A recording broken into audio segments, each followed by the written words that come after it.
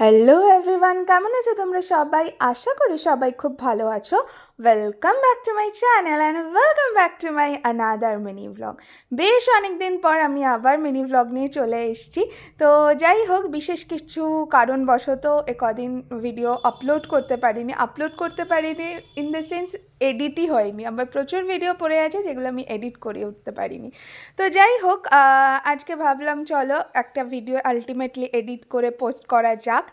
তো আজকে তোমাদের সাথে আমি শেয়ার করব আমার শাশুড়ি মায়ের স্পেশাল ভাজা পিঠে।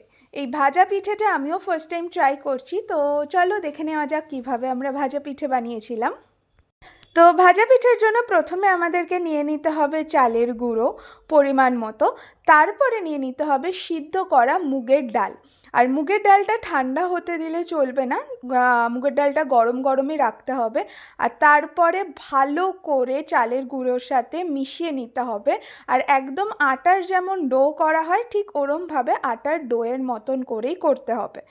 আর তারপরে ভিতরে নারকোলের পুর দিয়ে সেটাকে ভালো করে একটা শেপ দিতে হবে। তোমরা এখানে দেখতেই পাচ্ছ কিভাবে করা হলো।